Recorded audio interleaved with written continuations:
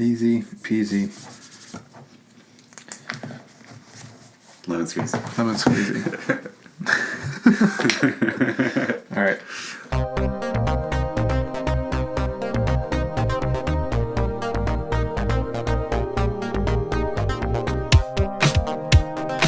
Welcome back to another episode of the Invested Podcast, the show where we discuss the top 10 ways in which kneecaps are the most important part of the human body. You wouldn't expect it.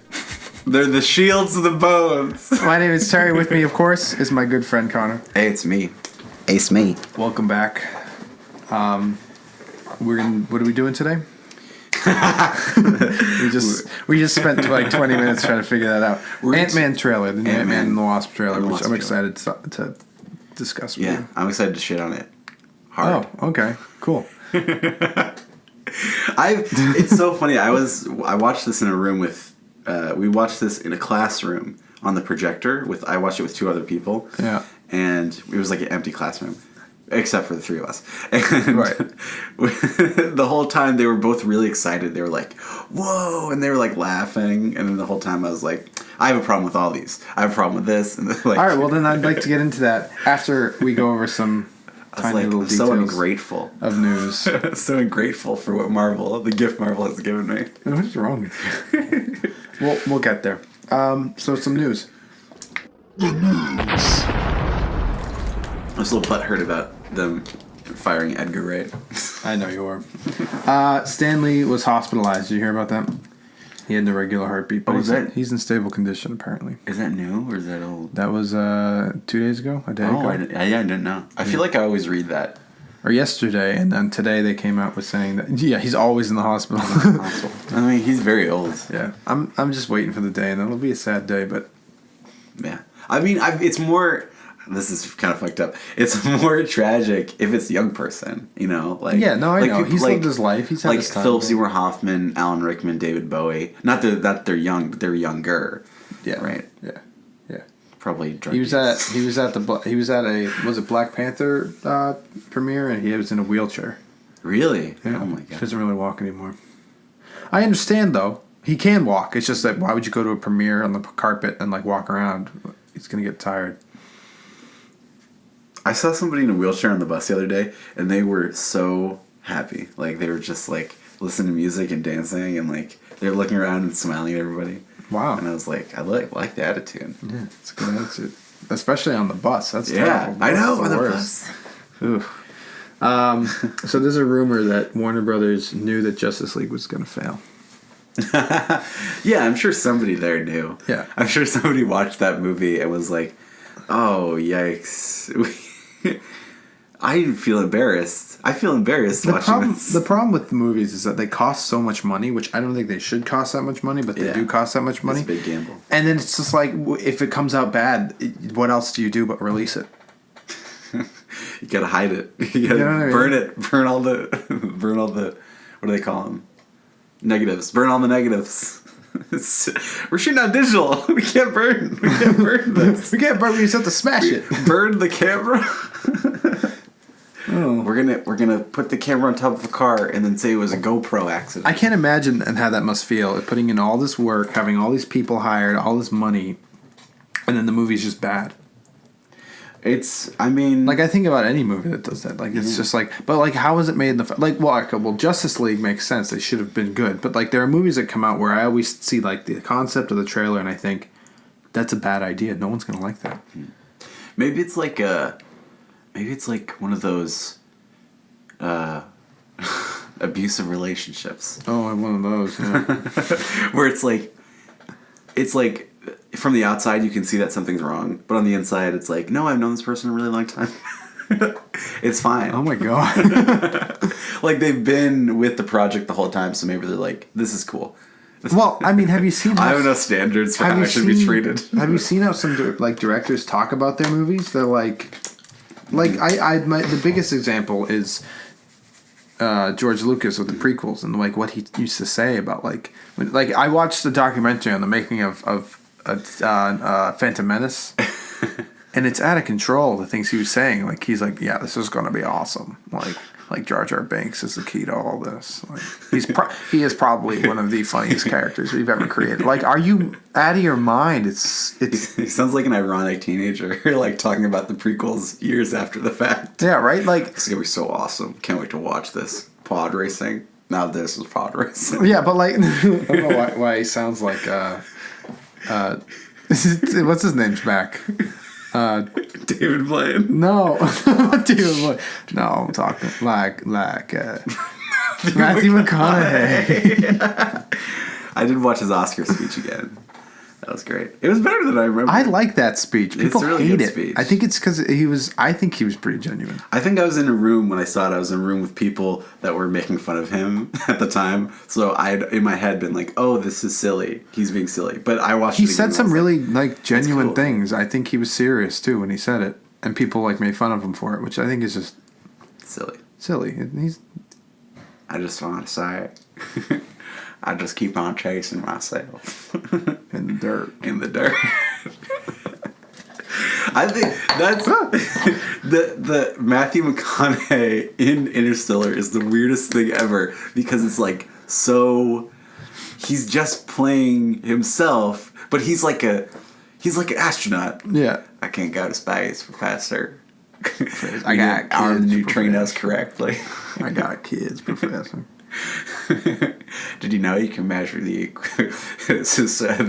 gravitational vortex of Jupiter based on an 8-year calculation? Is that an actual quote? You just make that up. I just made that up. That's pretty Actually, good. I believed you. I was like, okay, let's do it. That is the thing. That's calculus because Ugh. that's how you measure how long it takes. It takes 8 years for Jupiter to go around the world around the Earth because you're The distance, yeah. Jupiter is going around the world and the world's just getting. Well, it's a gas giant, so it wouldn't be destroyed. Right? Okay. Can we just pause real quick? When I learned about gas giants, I was so disappointed. Those aren't planets. The fake. If you ass can just planets. fall right through them, that's not a planet. It's just a big ball of gas. Yeah, Why is it considered a planet? it's like a bubble. I was so disappointed because you can't take a spaceship and land on it. Yeah. That's not a planet. Maybe there's some hard ass clouds. That's some hard ass clouds. Maybe there's. Well, I mean, do we know what's inside these gas giants? Is there like land inside of it? Maybe it's just like a really tiny Earth with a lot of clouds, That's a tiny Earth. like a tiny planet with a lot of clouds. Clouds. Thick clouds. Thick clouds. Really thick clouds. Big boy. I don't know. It's just like I feel like I was lied to. That's true because it's circular. You think a gas giant would be like how does a gas giant maintain the cohesion of the orb? And it looks flat. Why does it? Yeah, that's crazy. And they're so much bigger than Earth that like. Why don't they just kill us?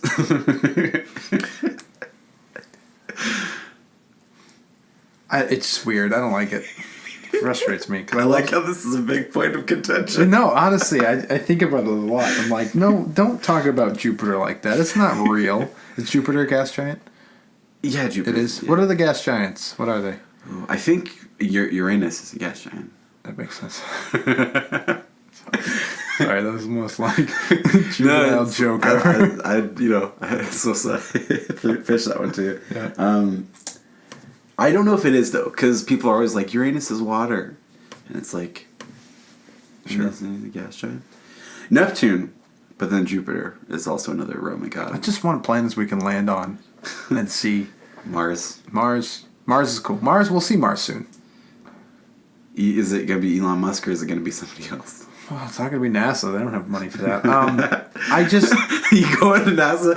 You guys gonna get to Mars, and then they have like Tupperware containers and aluminum foil. We don't got money for this. what are they doing with the Tupperware? I'm making a turkey. We're having a potluck. It's just a bunch of dudes in like a little like rec room playing ping pong. Just So this is what the planets are kind of like, right? Yeah, if you're playing ping pong with them, yeah, you sure. idiot. Unless it was a gas giant. Just go right through that paddle. And puff in the smoke. That would be cool to see. Ping pong planet destroying a gas giant. Ping pong with a ping pong paddle. That would be awesome. No, I'm thinking about. I was talking to my mom. She was like, Yeah, I remember the moon landing. Like, Wow. It was an exciting thing to watch. Like, she was pretty young, but like, and I was like, man, I wish we lived through something like that. Right. Like, all we have is like. What did we get? We didn't get this, but I think people in the 80s got the, what is that?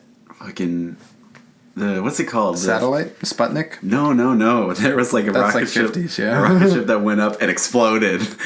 Oh, it's a Challenger or something? Yeah. That's like, welcome to NASA. Yeah, right? Like, what do we have? We don't have anything. But, like, I'm thinking, like, well, I mean, we have the Mars rover, but, like, that thing just takes some weird-ass pictures. It's just Wally. I'm looking forward to the time where they send a spaceship up and we watch it on live TV, and there's a live broadcast of the first person landing on Mars, stepping on Mars. Like, it's like the moon all over again, but with HD quality. Yeah. And that's exciting. That's crazy. We'll see that in our lifetime. Maybe in the next 5-10 years. Maybe in the next 1 year. Maybe in the next 2 weeks. 2 weeks. Elon Musk. What a stupid name.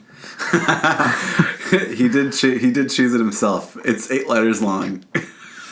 Yeah, his mom's not Musk, right? Elon Musk. Oh yeah, that's what his mom. Yeah, there's pictures going around. His mom looks like a supervillain. Really? Yeah. Oh wow.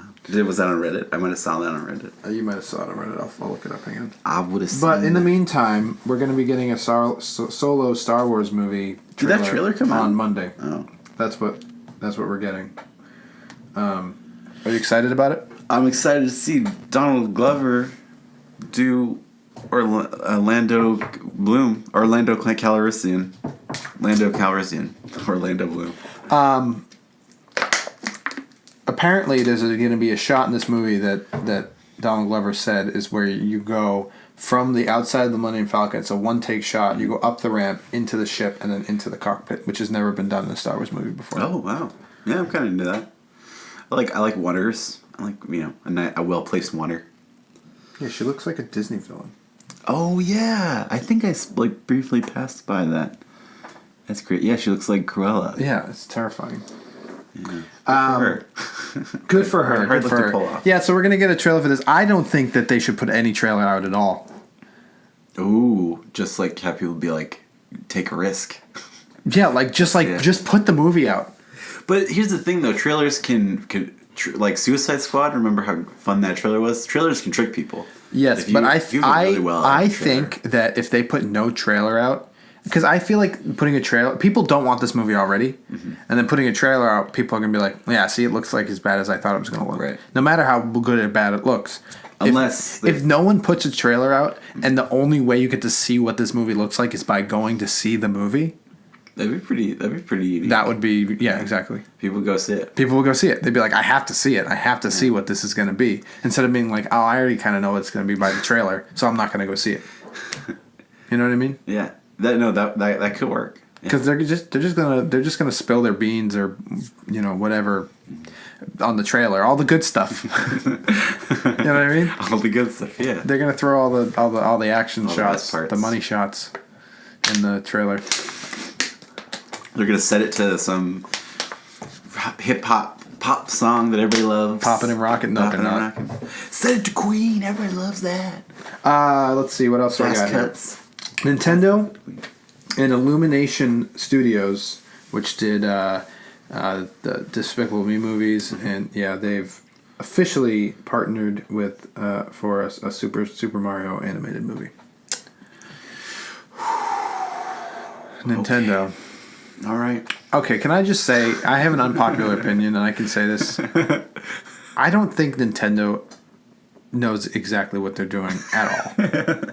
Did you see that? I don't think they do either. Like, the Nintendo Switch, sure, is a fun console, but I don't think it's amazing. Do you hear that somebody posted about it sold more than units than anything? Yeah, it's because, for some reason, people... Yeah, well, the thing is, the Wii came out, and I hated the Wii, and the Wii did terrible. Well, it did well, because people are like, oh, Nintendo. But it's not that good of a console. Then the Wii U came out, and in my eyes, the Wii U is a better version of the Wii, because it's better graphics, and it doesn't have the stupid nunchucks, and it has an actual controller. Yeah. But people hated it. People hate the Wii U. And I can't figure out why. And then the Switch comes out and people love it. I'm like, what's the difference between this and this? It's just a Wii U with nunchucks. And everybody hated the Wii, and everybody hated the Wii U. And this is just a Wii U with nunchucks, which is what the Wii had. So, what makes it so much better? People like those nunchucks. I think the portable stuff is cool, but at the same time, it doesn't have a big graphics processor, so you can't play AAA games on it. But Terry, didn't you see the commercial where they're all on the rooftop and they're all playing the game on the rooftop and they're having a great time? They're all older. They're 40 years old and they're drinking, and like one of them falls off the roof and is like, I had fun playing. He's down there crippled. It's looking fine. up at everybody though. But all right, so I'm not. Might get a lot. He's still playing it. It's portable. It's portable. He can play wherever he wants. He's in the hospital. They're like, we gotta operate now. Well, anyway, my point is, they can't see me do I this. don't. Again, I don't dislike the Wii, the Switch. Mm-hmm. I just don't see why it's so amazing. I don't think I'll ever get one. Yeah. I mean, all they have is Mario, the 15,000th Mario game, and the 87th Zelda game. And that's it. I've never been able to justify the purchase of a Nintendo console past the GameCube, just because their selection has always been like the closest I got was I bought the 3DS. Exactly, and even that I have a 3DS. had a selection that, to my taste, was kind of slim. I have 5 games for the 3DS. I've had it since 2013. It's crazy, And I haven't bought a new stuff. game since Smash Brothers 2 years ago. And I think that's Because I don't care about anything that comes Yeah. out. There's a new Mario game. There's a new Luigi game. There's a new Zelda game. There's a new Mario game. New Zelda game. Mario game. I'm like, I don't care. I Yeah. want some original stuff. I think it's Give on- me something new. I think that's on purpose because Yeah, it's because it works. they know, because what people want is they want the old games that work, and so they want either updated, they want to play those, right? They want to play, that's why you see like a lot of beloved games like on the N64 and GameCube getting re-released onto like 3DS, or like the we saw some We saw. we releases re-released on the Wii releases. Yeah. So and Nintendo knows that. Do you notice that Nintendo games never go down in price? They, if anything, the longer they're out, they go up in price. Mm-hmm. Isn't that crazy? Nintendo's like did an amazing job of curating their profits By accident. by accident. Have you seen the newest thing that they came up for the Switch? It's a bunch of cardboard boxes that you build like houses out of, and you put your Switch devices in it. This It's fun. It's like, what are they like? What? That's the Christmas morning problem. Whereas you get your game console on Christmas morning, you open it up, you're like, this is awesome, and then you set it up, and the longer it takes to set up, the less fun you're gonna have, because you don't want to. there's a metric for how long you're gonna willing to tolerate looking at the instruction guides, and Yeah. I mean, God forbid you forgot to get a memory card. Or yeah, no, that happened to me. I got a PlayStation 2, and it didn't come with a. We had the day I got a PlayStation 2. We had one controller, which is fine. The PlayStation 2 and Lord of the Rings: Return of the King video game. Ooh. And I played that first level probably about 14 times because we didn't have a memory card, Yep, I feel that. and we didn't get one. Why doesn't it come with it? And we didn't get one till the next day. I know, right? I mean, It's insane. there's something about built-in memory cards now that are great. But at the same time, if your game system dies, that's it. And also they build systems that have less space, so that as the newer games come out that require more space, they release like a new version that's like, we got more space, we got more Yeah. data, we got more RAM and data. Yeah. But anyway, I don't know. I mean, I've had a PlayStation since the beginning, and Yeah. I mean, it's just always had a dependable selection. yeah, and it's just like, and like new original games come, like Horizon Zero Dawn came out, one of the best games I've ever played, and it's just the door closing. One of the best games I've ever played. It was brand new.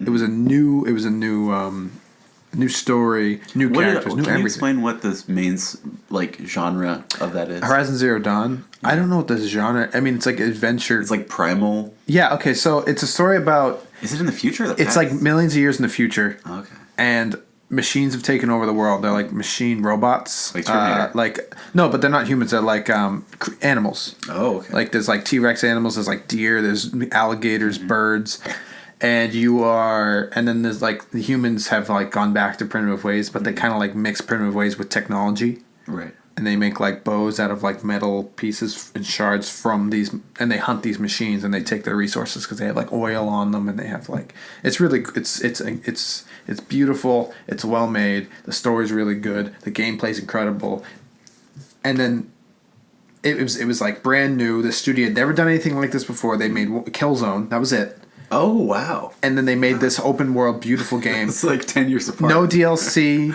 no online, just base story game. Incredible acting, all this stuff. And then Zelda won Game of the Year. Oh, right. Yeah, it's a rigged system. It's a rigged system. You know what I mean? And as good as Breath of the Wild may or may not be, I've only played it a little bit, but like, it's another Zelda game. Yeah. Princess Zelda has been taken by Ganondorf, and you have to be Link, and you have to get the Master Sword, and you have to go through dungeons and stop him. It doesn't like it's the same game every single time. Yeah. Same game. The original property would. Yeah. Although, I think God of War and Spider-Man are looking pretty sweet for PlayStation. Oh, absolutely. Yeah, Spider-Man? Oh my gosh. And I'm not a huge God of War person. I've played the third one, and I've watched most of the other ones because I like the story. It's pretty cool.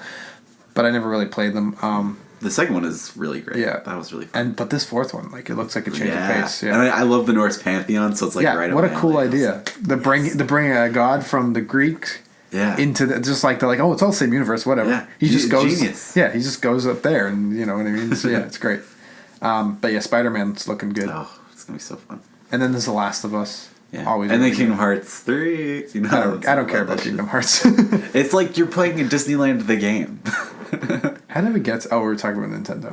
Yeah. We've been talking about this for a long time. Yeah. We never talk about video games, though. We never do. Yeah. Yeah. I have my opinions, and it's usually the unpopular opinion, because I don't think Nintendo's the best company in the world. I think I think they're just stuck in the past. They're a cult of and everybody's personality. okay with it. That's... Like Mario Odyssey, I've played, and it's a lot of fun. It's really good. But it's just another Mario game. Yeah. Yeah. I mean, like, It's like, come up with something new, please. I thought, you know, compared to, like, I know Odyssey is, like, really great and people are loving it, but honestly, the Mario 64 stuff was, like, really, and even, like, Luigi's Mansion and Mario Party and all that stuff was so ingrained in my mind, and especially for what it was, that, like, now it's just like, this is okay. Yeah. Like, it feels a little too...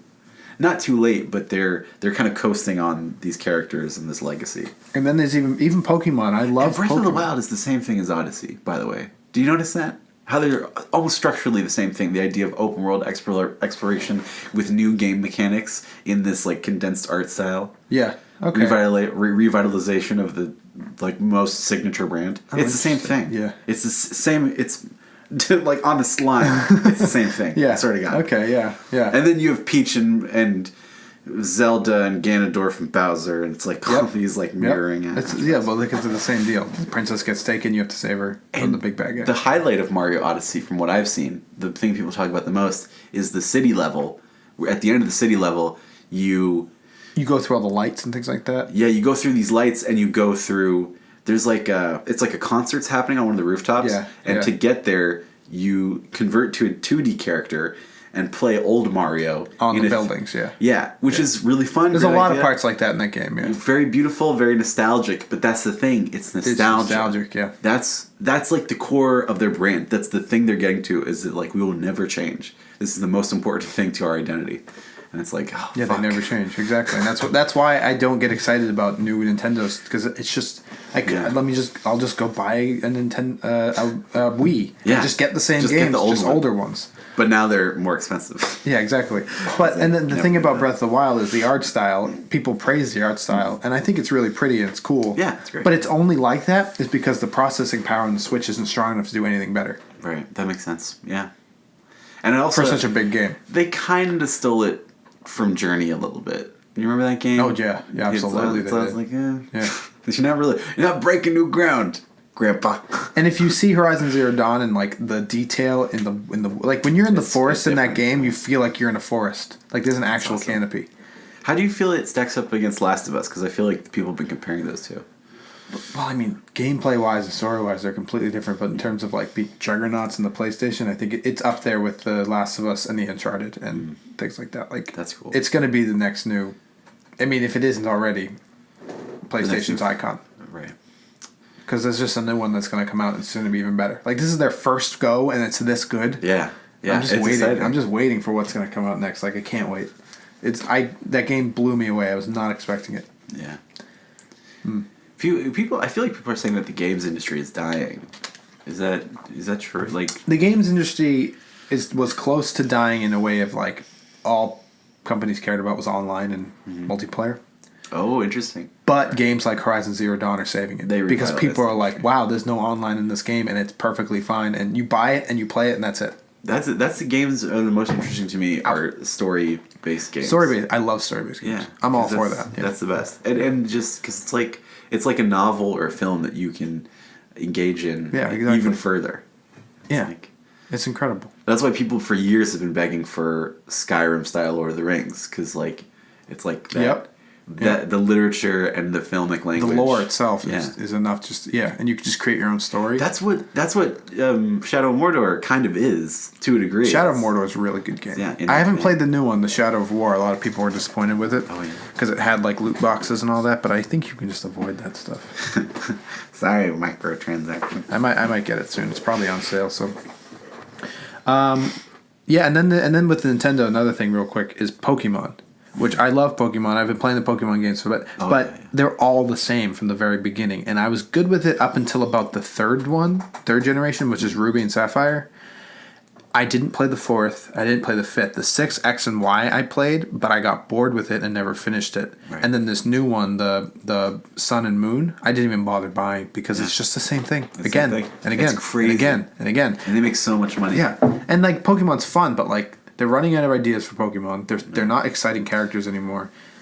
And the games are all the same. Yeah. And I don't feel like going through it again. And part of the because I've played the game so many times now. Yeah. It's just a new skin. Part of the fun of Pokemon was the idea of like you go out in the world and it's this whole new world that you get to explore. Yeah. Right? Never before seen. All these like unique creatures.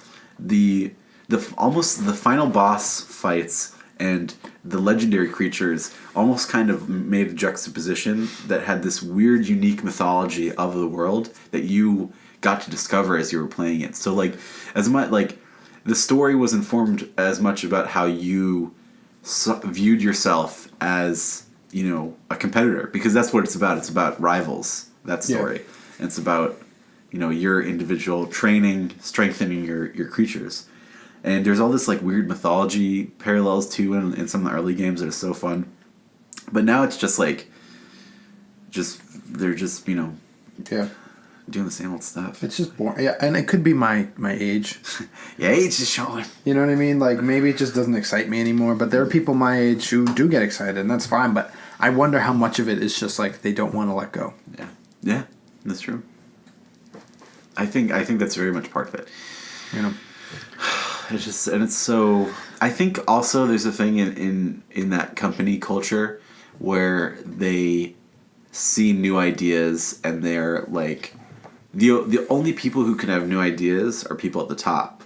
So like if Miyamoto has a new idea and wants to change the game, that's fine because he's in charge. Talking about the big companies themselves. Yeah. But if like people within that company have ideas, it's like what are you that's why about? I think indie games are becoming really popular now. They're kind of like the juggernauts in the gaming industry because it's just like small time game. Like Guerrilla Games, who made Horizon Zero Dawn, weren't huge. Mm-hmm. They only made Killzone. Have you ever heard of Guerrilla Games before that? No. Yeah, so then they made Horizon Zero Dawn because they were like, we're just going to do this, and it worked. But like then there's companies like EA and things like that. Oh, they keep fucking up. They keep messing up. I mean, Assassin's Creed 7. Yeah, exactly. Jack the Ripper. I don't know. It's just. I forget what I was going to say. Which is kind of a fun idea. Jack the Ripper and Assassin's Creed. Jack the Ripper. That's great. Do you remember that? That was like a DLC for something, for Syndicate or something. I don't know. I stopped after the third game because I just got bored with them because they were all the same. Very boring. I like the Revolutionary War one, but that's just because I like the Revolutionary War. The third one. Yeah, exactly. People hated that game, but I was like, but it's cool though. We're in Boston in Revolutionary times. That's fun. It's kind of fun, I need new things. And I like old things too. Like I wouldn't mind a Spyro remaster game or like a new Jack and Daxter game. But that's only because I played Rip Does Rage the other day.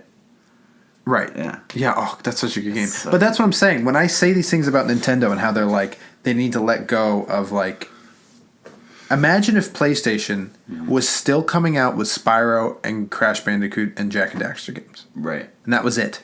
Yeah. If that was it, that'd be. No one would care anymore. But people would be like, "Oh, the nostalgia, blah blah," and they play it and they think it's great. But like, it'd be so boring. Give me something new. We would have no Uncharted. We would have no Last of Us. We would have no Horizon Zero Dawn. We would have no Spider-Man. We would have none of this stuff. And all those things God you of mentioned Wars. have matured. Right. Like, look at Uncharted. Uncharted 4 crazy. is like a completely different type of game than the first and second Uncharted games, which I still like. But like, the reason why it works in the fourth installment is because they really changed it up. Nintendo Nintendo's kind of refusing to mature. I think it's because they're based in childhood. They do market to they children. market to children. Yeah. And then as we become adults, we just look past it and are like, oh, but who cares? Well, it's so funny. Which is fine. You can market to children. I don't care. When I got back when I first got my 3DS, I did specifically buy it to experience like the emotions I felt as a child. So to that effect, I am part of the problem, because I was like, I wanted to feel the nostalgia of playing like Ocarina 3D and yeah, I mean, that's fine. Mario that. and all that stuff. Then I don't. That's what. But I'm it saying. shouldn't be the whole selling point. I don't mind HD like remakes. Right. Like the Crash Bandicoot, the Crash Bandicoot remake that recently came out was so much fun. I had so much fun playing that because it was just playing Crash Bandicoot again. Yeah. But it wasn't like they were trying to remake the the feeling. They were like, hey, I mean, they were. I don't know, it's hard to explain.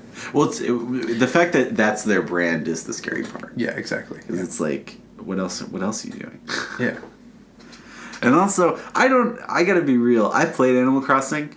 I don't understand Animal Crossing. I like Animal Crossing. Like, it's fun. I did have fun playing it. But I'm like, what was the point? I don't understand. There is no point. The reason why I like it is because it is just mindless. It's just mindless. It's relaxing. You don't have to try too hard. You just kind of like walk around and enjoy your time. I played it for a specific purpose, but I cannot tell you what that purpose is. I thought that as I unlocked more of the world, I don't know, something would happen. You see, I like customization in games, and so the reason why I enjoy Animal Crossing is I liked customizing my house, my character, getting all these matching furnitures. It's stupid, but it was mindless and it was easy. Well, I just thought that it's not difficult. As the game would go on, you'd find a sense of purpose. Find a sense of purpose, or I would access aspects of the game that had like intriguing potential. You know what I mean? Like the idea of, like, I thought I would get to access like god powers in the game. You know what I mean? Like real cosmic shit. That's one of the big reasons too I like to play video games, is like I do like that feeling when I loved this when I played Fable. I don't know if I ever told you this, but I looked up this like little cheat that you could do where you sell, and this is like before I did any of the, like I'd already played the game. This is the second playthrough. Yeah. And so you're like a young kid or teenager, what have you, and you can buy rubies and emeralds from one store and sell them to another, and you make money. And so you exploit that glitch, and you have like by like maybe like 40 minutes you have like 1 million gold, and then you just buy. You just feel so important, don't you? Yeah. Well, you just buy the strongest armor. Yeah. And then the game is a cakewalk, and like you're like, this is how God feels. Where you're just like, wow, we really went off here. I have more news, but I don't think it's worth it. It's really not important. So I think we should move on. All right. To our trailer talking moment. Yeah. Trailer trash. So Ant-Man and the Wasp had their first, like it's theirs. The first trailer. And the Wasp. Don't you Ant-Man and the it. Wasp. So it begins with this. This is a fun little note. It's a guitar riff from a song by something Ants. I don't know the name of the band, but it has to do. The song has to do with ants. It's kind of cool. Yeah. So I enjoyed this trailer a lot. I mean, it didn't blow my mind, but I thought it was fun. Yeah. What did you think? I think I liked it more than the first Ant-Man trailer. I remember. Yeah, me too. The first Ant-Man trailer was so underwhelming. Yeah. I remember being really nervous about it. But again, it just like it's more the same. Like there's no like, oh my god, they're really exploring the format. Like it's Ant-Man at this point feels like the. It feels like a Netflix series.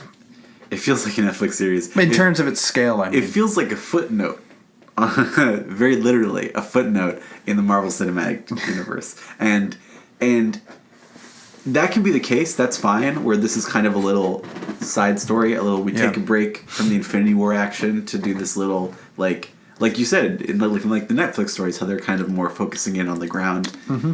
Like that is fine to me, but you have to play with that structurally, right? And by putting it up against this more cosmic phase and using some of those same genre conceits to examine it in that vein, and that's a really fun thing. They don't do that at all. They're just like, we can shrink stuff and make stuff big, and he's kind of a criminal, but he's kind of a hero. I don't know. So this movie comes out after Infinity War. Yeah, that's the other thing too. I'm like, but I think it takes place beforehand. I think it's after Civil War. So is Ant-Man is in Infinity War, right? He's supposed to be. Yeah, I assume so. Okay, I assume so. So if he's not, I'll be like, what? This is going to be kind of a weird moment because we're going to have Infinity War and then we're going to go backwards in time and see this, which I think is okay because I remember being all like, why do we care about Ant-Man after Infinity War? Like, what story could he possibly have that's going to be important enough? Well, I don't feel like this trailer has justified that conceit at all. Well, I think this trailer is just fun. I think that's the point. I think it's going to be a thing where it's going to be like, I think Infinity War is going to end and we're going to be like, our minds are going to be blown. I think that we're going to be like aggravated, frustrated, happy all at the same time. It's a Pixar movie to clean the palate. Yeah, exactly. We're just going to need like something easy that's going to be fun and simple, and I think this is going to be it. You don't like the building shrink? What about the building shrink? That was cool, but that was one moment. And also, that's the thing too. I don't get Michael Douglas's character. I don't understand. Hank it's Pym? like, yeah, it's like he's a scientist. Well, he's not a. I don't understand his. I understand the first movie, right? He's trying to mentor Scott. I don't understand what he's doing in this movie. Like What would you want him to do? Just sit around? No, not at all. I think he's still the mentor. Of both of them. Well, no. All he does is like talk shit and like.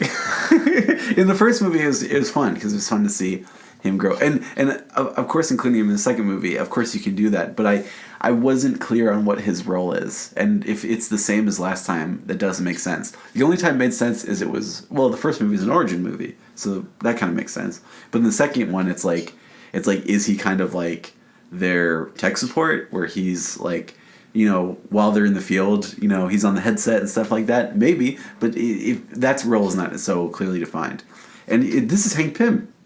This is a character with a lot of history and a lot of gifts. Maybe to they'll offer. Explore it then. Wouldn't you rather them explore it than just drop the character completely? Maybe they will explore it, but I didn't. There's no indication that they will from this trailer. Well, it's just a trailer. But I guess you got me there. Yeah, it's just a trailer. I mean, it's the first trailer. It's technically a teaser. It just looks like more of the same of him being like, well, I'm gonna be kind of ants. Have you seen that trailer? No. You've never seen that? Where they're like, ants. Oh, okay. I have to find it then. Hang on a second. I will cut this part out. Maybe I'll play it or something like that on the actual video. But do you ever look in your neighbor's window? No. I mean, no. I don't live on this side of the house. I'm on the other side. He's not my boy.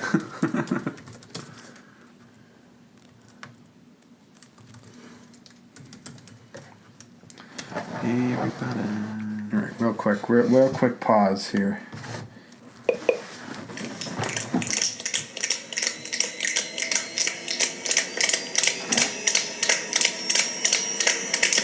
Ants. Ant-Man. You've never seen that before? I think that should have been the only trailer for that movie. Like, that's it. That would be funny. That would be good. I don't know. So, what do you think about the Wasp? I think Evangeline's an awesome name. That's a fun name. I think that Evangeline Lilly is her character looks more interesting in this movie than in the first movie. I didn't really like her character that much in the first one. Yeah, but she's a good actress though. I don't understand. I just don't understand what her character is, because she just seems kind of mean and like just kind of like a weird double for Scott. Like I don't understand what her purpose is within the function of the narrative, except to be like, Scott, you fucking up. And it's like, that's Michael Douglas is doing that. They're both doing that. Yeah. Scott needs to hang out with the better people. I think she was like that in the first one, but then she sort of opened up by the end. You know who I'd like to see in an Ant-Man movie? Jessica Jones. Oh, if she made it appear. Oh, that would be awesome. That'd be great. They'll never do that, though. Her and Scott Lang date in the comics. They're together in the comics, and it's great, and it's so fun. Yeah. And I was like, "This. Why can't this be happening?" Also, because then they'd have to bring Paul Rudd to the Jessica Jones universe, and that would be too expensive. It's too expensive. It's just so annoying because they're just like this. It feels like afterthought, and I'm like, no, this is not afterthought. This is a what do you call it? A festival of misrule. This should be fun. Yeah. This should be like, this should be the comedy, really diving into the comedy aspect of the Marvel universe after the heavy shit of, seeing Vision get dropped. Well, I don't know. I see. I saw it differently. I think it is a lot more lighthearted. I think it is funny. I think the best part of the first Ant-Man movie was the exploration of shrinking and enlarging things, like the Thomas Tank Engine. I think they're just gonna be like, yep, we're gonna do that a lot. Like that car with the flames that's in it. There's speculation that's a Hot Wheels car, right? And that's really fun. Kind of fun. And I like the Pez dispenser as a weapon, and it's a lot like the water truck or the gas truck in Civil War. But I think the slow-mo kind of... Here's the weird thing. The slow-mo kind of worked because I was like, it's funny to see the Hello Kitty face in slow motion. That's funny. But it felt like a parody of that moment in Black Panther where they do the slow motion under the car. And I was like... Oh, the one that looks like rubber? Yeah. I hate that scene. I hope it looks better in the movie. It looks like 2003 Daredevil. 2003 Daredevil. And they're all rubbery, flopping around on things. Do you know what I'm talking about? Yeah, I do. It looks just like that. I'm like, what are we doing here? I think it would be good. About Black Panther? Yeah. I'm really excited because of Creed. Creed was just so good. Creed was so good. I still have to watch that movie. So good. But anyway, we'll continue with Ant-Man real quick. The villain... Ghost.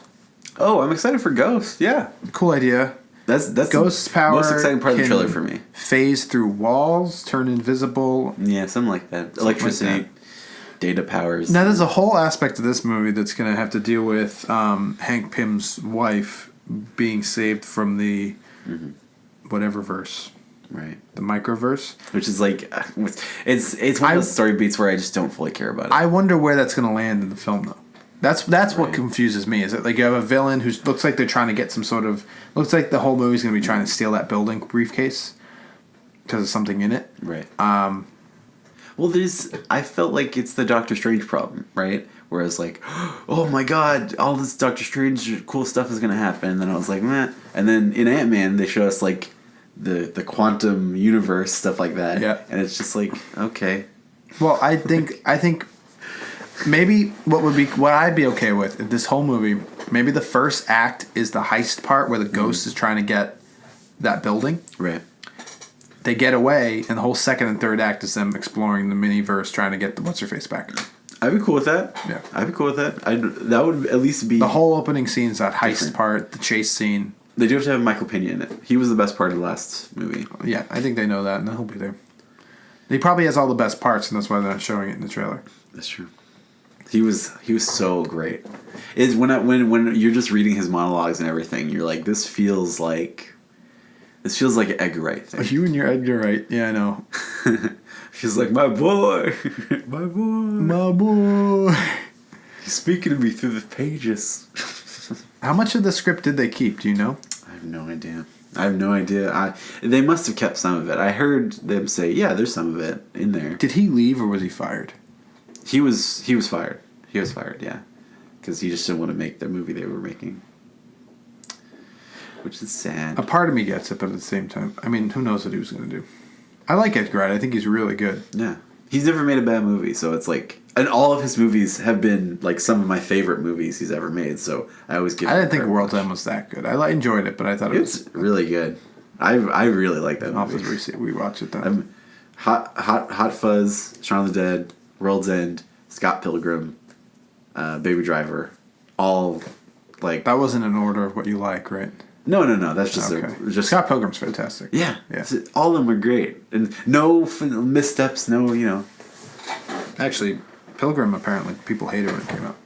Oh, really? And it gained a cult following afterwards. Yeah. Wow, that's crazy because it's really good. Mm-hmm. It's a great film. That might have been the marketing. Yeah, probably. Anything else on this trailer? There was a lot going on. I think it's cool. I like that we get to see Giant Man again. Yeah, that's cool. Giant Man's fun.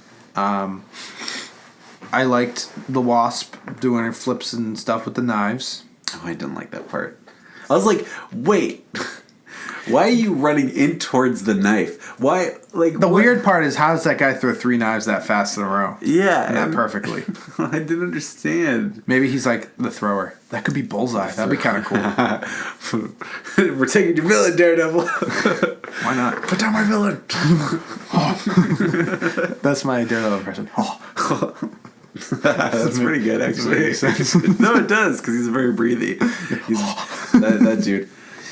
Because you can't see his eyes. Can't see his eyes. Listen. Yeah, he's always talking to people, and then he's always like... He just looked. That's the Daredevil. Like he moves his head. Yeah. That's how he listens. He listens by movies. I just noticed that. Yeah, that's what he does. He is great though. Charlie Cox is great. Yeah, he's so good. I want it to be more like, more Matt Murdock scenes, because Matt Murdock is the most fun. He's the best part of the Daredevil. Yeah. This is a walking stick. Walking stick. Yeah.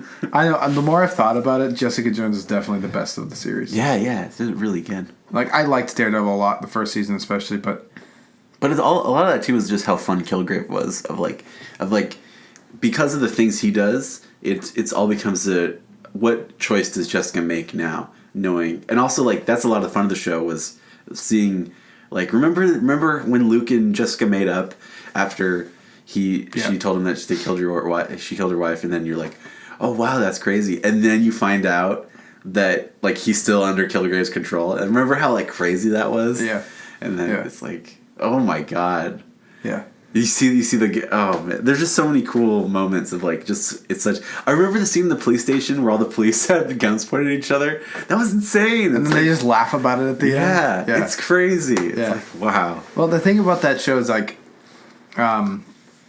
it's like you have a villain that allows for interesting scene work, and then allows the main character to react. Well, and the fact that she can't just punch her way out of everything, like Daredevil does. Oh, like the good part with Defenders. The good part about Daredevil is the whole like him trying to figure it out, the whole law thing, whatever. And then the Daredevil stuff is really cool. Like that hallway scene's fantastic. Yeah. But by the end of the season, you're like, he's just fighting again. Yeah. You know what I mean? Which is great stuff, and it's a lot of fun. It's definitely superhero, but that's what makes Jessica Jones a little bit stronger. Is that she's more creative? Yeah, it's more character based than it is punchy. Yeah. Head movie, twitchy. I hear an ice cream truck down the street. Gotta get that ice cream. Gotta get that ice cream. Gotta get that creamsicle. Creamsicle. Oh, creamsicles are so good. You're a creamsicle man? You like creamsicle? Yeah, I do like creamsicles. This is a soda. I think it's Stewart's that does it. It's a creamsicle orange soda. Ooh. It's freaking good, dude. Maybe I'll get one today. Anything else on Ant-Man and the Wasp? I really like the logo at the end where it like shrinks and then pops up, and it's very cartoony and it's very comic booky. The way it's shaped, it's kind of like at an angle. Looks great. I like that. I like that it's called Ant-Man and the Wasp. I think that's so cool. It's not Ant-Man 2 something. It's just Ant-Man and the Wasp. Like it's fun. I'm excited about that. Yeah, I mean, it looks better than the first one, so I'll give it. I like the first one. That one surprised me. I think it's because I went in being like, I don't think this is gonna be very good, and I enjoyed it. I think it's better to have lower expectations. So here's the thing. In terms of the lower end Marvel movies, I mean, Thor 2 was okay. I don't think it's as bad as people say it is. Right. Iron Man 3 I like because I just like Tony Stark. I think he's the Thor best. 2 was in particular a disappointment to me because the aspects of the first Thor that I liked was Kenneth Branagh. You know, he's my boy. He's doing all that Shakespeare in the Park shit. Kenneth Branagh. He's a great actor. Kenneth Branagh is great. And that's why I like the Thor movie, the first Thor movie a lot. The second Thor movie, it's like, imagine expanding on the Shakespearean conceits in the first one and those themes, but you have a Game of Thrones director. So in my head, I was like, oh shit. And also, this is entirely taking place in Thor's world versus Earth. You have like a big Thor Game of Thrones intrigue. They really dropped movie. the ball on that, didn't they? Yeah, and then they're just like, he's got to fight the elf. It had a couple good moments. Giant holes in the I think sky. Loki's performance, Tom Hiddleston's performance, really good in that movie. Loki died, but he's trick you. He's tricky you That's again. how they wrote it. But anyway, I was trying to make a point, but you interrupted me with your Thor rant. I think that in terms of the lower end Marvel movies, I think that as time goes on, Doctor Strange is dropping lower and lower. Oh, interesting. And I think Ant-Man's been in the same spot, but I thought I liked Doctor Strange more than Ant-Man, but I don't care about Doctor Strange that much. I don't think he's a very strong character by himself. Yeah. I'm excited to see him. Like, I liked him in Thor Ragnarok. I liked him interacting with Thor. That was cool, and I'm excited to see him. That's the best he's ever been. Yeah, exactly. And I'm very excited. That was embarrassing, because it's like, oh, hey, how does it feel to have the character you directed be better in 2 minutes than somebody else? Yeah, exactly. Does that hurt? Yeah, exactly. Does that hurt? Exactly, yeah. Fucking, and part of me, like, I know it's kind of mean, but it's like, Scott Derrickson, you had so much to work with, and you dropped the fucking ball. It's like Although bitch, just leave. that end scene was cool, though. The come to bargain moment. Oh yeah, That's a great cool. moment. Yeah. But that's the only moment. That's the only moment in the whole movie. I'm like, get out of here. Yeah, I know. Yeah. You're wasting my So time. I'm excited to see what the Russo brothers are going to do with them Oh, in the context of being around other characters. I think that's fun. But that movie I've seen it once and I don't need to see it again. Well, I've seen Ant-Man a few times. I had the same criticisms of that movie as I had of Ant-Man. Of like, it's like feels like a script that has been in a box since 1993, and it's like, Yeah, but I thought there were missed opportunities. I think there are better moments in Ant-Man. There are moments in Ant-Man that I remember that I liked. Ant-Man's more funny. Ant-Man's way funnier. Yeah. There's like one joke in Doctor Strange about Beyonce. It's not funny at all. It's like, this is the most unlikable character. Yeah. Which it would have been cool if they leaned into the fact that Doctor Strange is kind of like a weird fish person. How he's like a reptile, like John Quincy Adams. Like how he's not like a person. What? You know that thing about how they describe John Quincy Adams as like a reptile? He's like a really squirrely fish. He said, it's a steady diet of capons. What the heck, Connor? That's a real thing. I don't know what you're talking about. John Quincy Adams. That came out of nowhere. You want Doctor Strange to be a reptile person? No, is the content of his character is similar to people who are described as kind of like slimy, fishy, reptilian, cold-blooded mammals. That's how people describe John Quincy Adams. I swear to God. Just cold, a hard man to deal calculating, like the cold and but greasy too. And scales. Add the scales in there. This is gonna be a lizard person. Marvel really took a risk with that one, didn't they? But it paid dividends. God. Do you notice as you get older, like, you're now excited for adult stuff? Yeah. I guess so. It's so funny. When I was a kid, I was like, I hated Like school. getting mail. Oh, getting mail, yeah. Like, this shit is fun. Like, oh, it has my name on it. I'm an adult! I actually like... It's so funny. As a kid, I would be like, I just don't want to be in school ever. I want to be on vacation all the time. That would be the ultimate life, to never be in school. But now I'm like, I just had finished winter break, and I was like, I couldn't wait to get back. I was like, school is great. Being home just drives you crazy. Yeah. Not having something to do. It's like, gives you purpose, structure.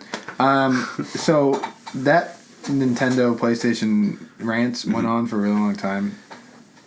So we should probably, we don't really have it. That was basically our topic. So That was our discussion. I think we should today. close out with some opinions from the future. All right, and let's do it. Leave it at that. That's fair. Because I don't know what else we could possibly talk about. If you want to talk about... Let's talk about Beowulf. All right, opinions from the future. Connor, what the heck is going on 5 years from when we did that podcast that time on that? Opinions from the future. Well, we did talk a lot about the Pokemans and the Nintendos. Yep, the new Zelda game just came out. New Zelda game came out. Yeah, it's crazy. And they took your advice. They took my advice. What was my advice? Your advice was change it up, do new shit. Yeah, so now it's Link who got stolen by Ganondorf, and you have to play as Zelda. Stolen. Link got stolen, and he got murdered. He's dead. Now it's like some Detective Pikachu shit where you got to solve that. And crime. the best part of it, the fans absolutely hate it. The fans hate it. They're like, "You got a women detective." Have you seen the new hashtag? Not my Zelda. Not my Zelda. Yeah, it's crazy, isn't it? I was surprised. I was shocked. And also too the weird metaphor is they're like the Triforce is drugs. Like that's weird. Yeah, especially they definitely took my advice. They're not so kids anymore. It's like that game, The Wolf Among Us. But Nintendo were like, yeah, we're gonna brand towards kids, but then they were like, no, we're gonna brand towards homeless, drug addicted, crazy people. Some heavy rain shit right here. Let's do it. And their new cardboard box thing that came out is perfect. Oh yeah. For those. It's literally just a cardboard addicts. box and just covered in like banana peels and trash. Yeah, and it has like that weird grime on it. Oh yeah, that you can only get on the side of a street, and it's like seeped into part of the cardboard. Yeah, so there's like water damage. Yeah, it's like water damage on cardboard. Yeah. It's a weird selling point. $70 too, a little bit much. It's very pricey. Yeah. Oh, Nintendo, when will you learn? Not yet. Still don't care. Still only have 5 games for my 3DS. The weird thing about the 3DS is that they've gone backwards. They've gone backwards to like the 2DS now. I know. They realized, they were like, we gotta do 2D platforms. Nobody cared. Oh man. How was AntMan and the Wasp? I gotta say, it's not that I was wrong. It's not that I was wrong. It's that they tricked me. They really tricked me with that trailer. Because I was going in thinking it was going to be more the same, and that it was kind of a comedy. But it was all different. It really, it wasn't a comedy at all. If anything, it was like fucking a farewell to arms type shit, like some Requiem to Dream. You know what I mean? Like it was like a drug trip the whole time. Yeah, and I was just like, there's all this weird stuff with like Michael Douglas and being like I want to be small, and then but really wanted to be small. Like it was like what downsizing should have been. Yeah, it was just it was very similar. Yeah, and it was like when they found out that Michael Douglas' character created an entire he's been shrinking people for years. Yeah. Oh, that was fucking horrifying. That bottle full of people. Yeah. Holy shit. Yeah, it's weird. And they're not. He's got like an ant colony of people packed in. Ant colonies confuse me. Why do people have those? Because they want to feel powerful. They want to feel like gods. Shake it up like an Etch-a-Sketch. You were at all this work. I am an earthquake. I am a god. I am a god. Fun fact. Yeah. So we're in our class we're doing Romeo and Juliet, which in my opinion, from reading in high school, was one of the most boring Shakespeare plays it's pretty ever. bad. Yeah, I didn't like it. And our teacher is transforming it into this whole it's crazy. I've never seen it this way before. It's like the filthiest shit ever. It's so filthy. It's insane. Yeah. All this, it's crazy. And it's about death. It's really fucked up. And it's about there's all this crazy stuff about how parents fail their children and the cycles of abuse. And it's insane. Our teacher's just it's blown it wide open. And I forgot this the first time. There's an earthquake that happens in Romeo and Juliet. Is it really? Yeah, I had no idea. I was like, motherfucking earthquake. What? How did I not know about this? When did that happen? Yeah, I really didn't. Characters talk about it. Oh yeah, the earthquake that happened. And you're like, what the fuck are you talking about? Earthquake. That's terrifying. I didn't know that. It's I really think schools teach Shakespeare wrong. I think schools teach English Well, not English. Yeah, Shakespeare. Yeah. Wrong, yeah. They teach you wrong. They make it so dry and boring and shit. And it's like, fuck. Well, it's fuck because I off. don't think the teachers like it either. A lot of That's them. true. They're all out there like, we just have to get through this because it's part of the gotta do it. curriculum. I think teachers are severely underpaid, although that's not a controversial opinion. I think that... Yeah, in most areas. In here, they're not. Do you want me to get political real quick? In my perfect world, we would take some of the money we spend on the defense budget and spend it on paying teachers higher salaries. Because that makes more sense to me. Because you know what happens when schools get money? Because the answer is not, oh, let's give schools more money. That's not the answer. Because I went to a high school where my first year, they got grants from the federal government. And they used that to repaint and build new buildings. And it was wonderful. Oh, wow, your campus looks great, man. But the teachers still underpaid. And they hate their jobs. And they don't want to work here. Yeah, I think... I don't know. It's a whole can of worms. Massachusetts is fine, though. Massachusetts is fine. Trust Education. me. Trust. They got it. They got it. Those teachers make enough money. We should probably close out here. It's like it's like, what do you expect? Like, people are like, oh my god, my kids are so weird and they're like really bad at doing stuff, and it's like, yeah, man, you send them to state mandated daycare. Well, yeah, I think that, but also for people who don't know teachers aren't the people who bring up your children. It's your parents. Well, so be a good parent. Your kids will be fine. That's practically true. That's actually true. Yeah. In my sociology class, we did learn that like the most important socialization happens at home with the parents. Yeah. Unfortunately, I think we live in a society where a lot of parents outsource their child. Right. So it's parents' fault. Emotional development. That's true. Yeah. But that's the only solution we have for that is parents stop having children. Yeah. Okay. Sounds good. Or educating people to. That's what I mean when I say fund education. We need to equip teachers to be able to handle this shit. Right. That got a little too real. Yeah. All right. We have to end this. I don't know what the heck where we're going with this. All right. We are on YouTube. Mm-hmm. We're on SoundCloud. We're like Post Malone. I'm like Post Malone. Without the grills. Oh, I like him a lot. I just great. think he looks like a freaking idiot. But I think that kind of adds to his charm. Yeah. You know, he's just a young he kid. He is funny. I I don't like his music, obviously. You know, that's not my time. But I like his music. As a person, I think I like him a lot. But I hate other people that like his music. I like his music, and I'm like, this is fun. I hate like that people I don't like his music. I'm like, no, fuck you. He's mine. He's fine. Mine. He's like 21 years old. Yeah, he's very young. He looks like he's like 40. It's terrifying. I think that's a lot of that is the beard and the hair and the, he's not a clean cut no, he's boy not band front. All right. He's no what's his name?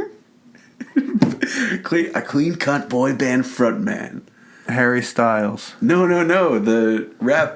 The rapper. He's white. He's a young rapper. Timmy Braxton? Timmy Braxton. He's no Timmy Braxton. He's no Timmy Braxton. I know he wants to be, but... he's a young kid. He's a rapper. He's white. Do you remember that H3 clip where they're in the car listening to Timmy Braxton? Yeah. Connor, say goodbye now. Okay, bye now.